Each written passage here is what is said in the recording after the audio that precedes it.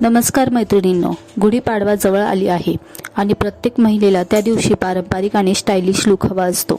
पण प्रश्न असा असतो की नेहमी साडी कोणती घालावी। म्हणून आजच्या व्हिडिओमध्ये मी दाखवणार आहे गुढीपाडव्यासाठी 5 स्टनिंग साडी स्टाईल्स, जे तुम्हाला देणार आहे एकदम सुंदर आणि फेस्टिव्ह लुक। व्हिडिओ शेवटपर्यंत नक्की बघा, कारण व्हिडिओच्या शेवटी मी तुम्हाला एक स्टायलिंग टिप सांगणार आहे। Number 1, Paithani sari look. सर्वात पहिला आणि सर्वात पारंपरिक लुक म्हणजे पैठणी साडी। रिच जरी पल्लू आणि मोर डिझाईन्समुळे ही साडी खूप रॉयल दिसते। यासोबत गोल्डन ज्वेलरी आणि गजरा घातला तर लुक अजूनच आकर्षक दिसतो।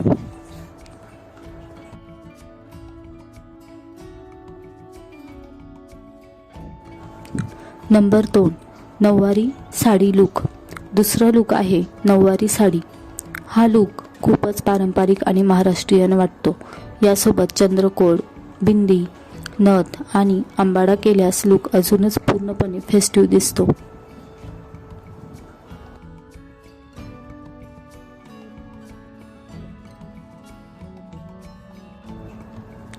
Number 3, silk sari with contrast blouse.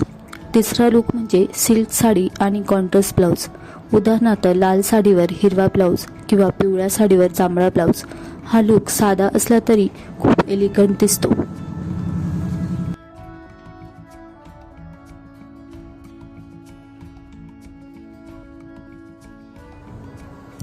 Number 4, बांधणी sari look.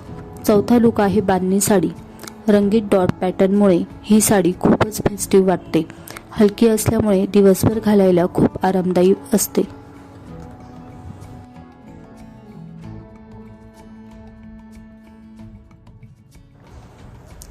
Number 5, organza sari look.